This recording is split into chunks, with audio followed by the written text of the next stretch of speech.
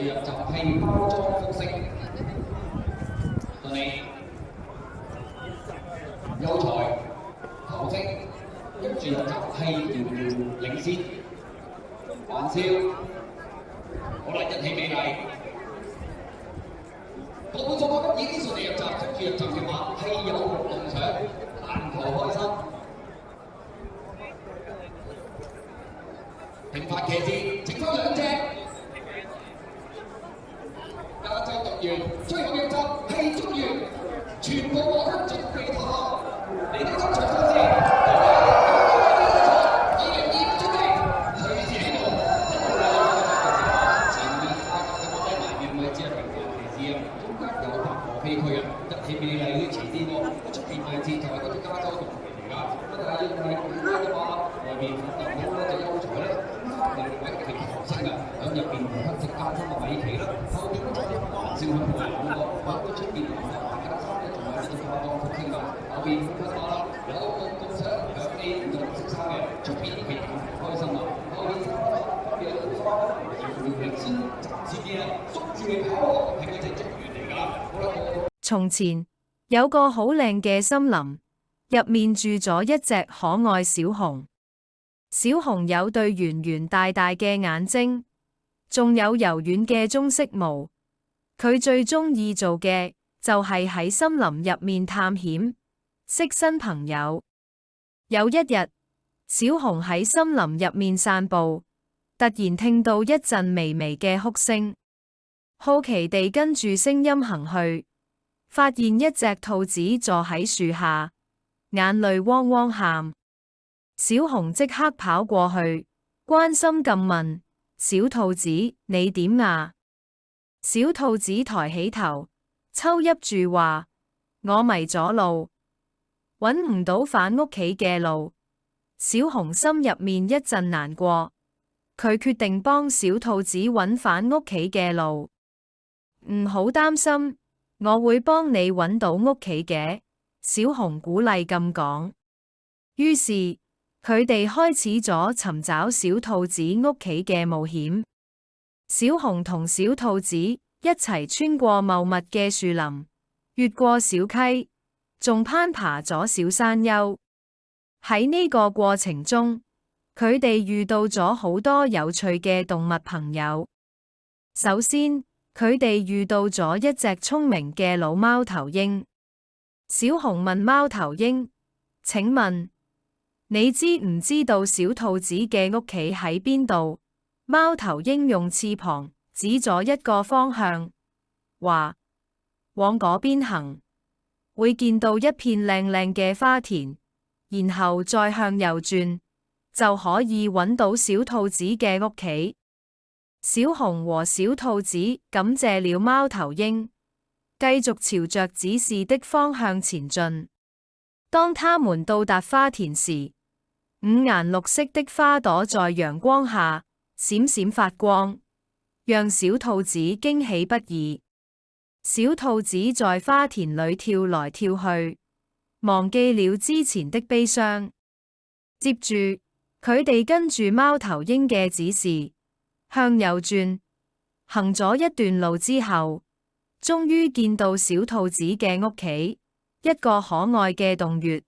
周圍長滿咗綠草同鮮花，小兔子開心到跳起身，話：我返到屋企啦！多謝你，小熊。小熊都感到好開心，因為佢幫到朋友。小兔子嘅媽媽見到小兔子返嚟，立刻跑出嚟抱住佢，感激咁對小熊講：多謝你，勇敢的小熊。從嗰日開始，小熊同小兔子就成咗最好嘅朋友。佢哋經常一齊喺森林入面玩，分享彼此嘅冒險故事。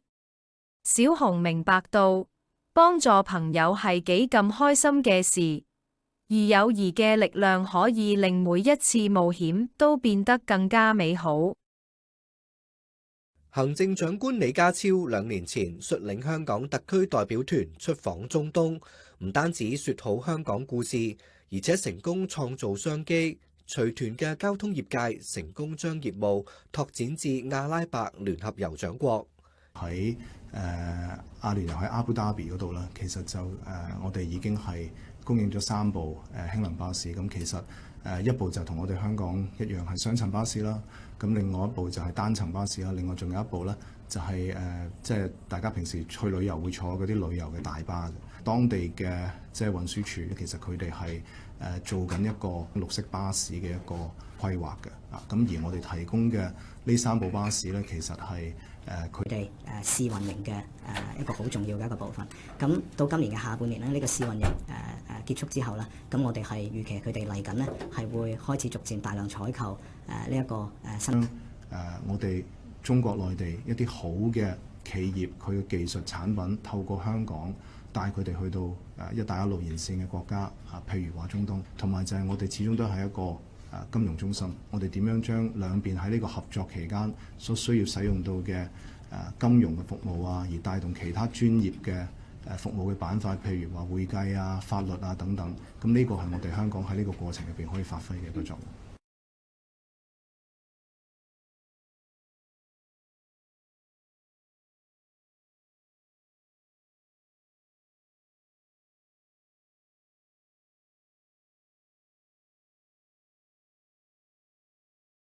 能源嘅巴士。張坤話：中東市場非常有活力，當地人口相對年輕，經濟發展潛力龐大。今年佢會再次跟隨李家超出訪中東嘅卡塔爾同科威特。佢相信香港只要發揮自身優勢，就可以為國家經濟發展出一分力。香港其實從來都係發揮一個超級聯繫人嘅一個角色。我哋其實要做嘅嘢就係點樣將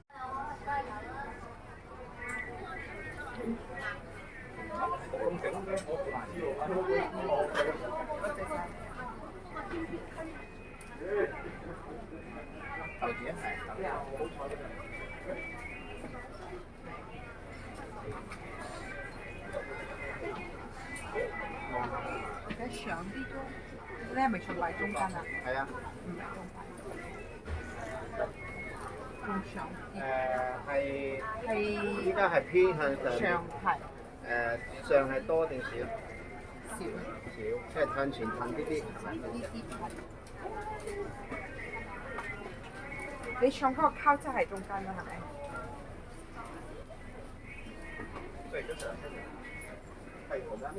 應該係啦。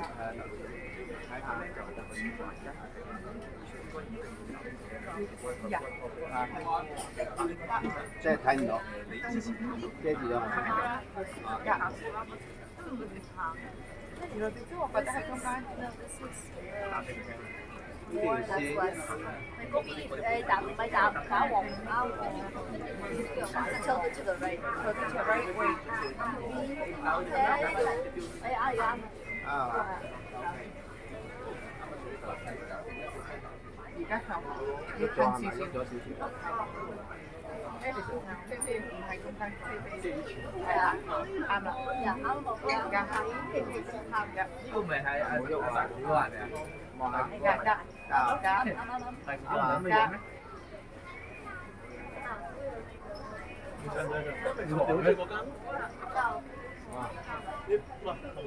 都算係咁啊！哦，係咪啊？係張面。好難做啊，咁多嚟。係啊，唔該晒。係啊。我哋加少少。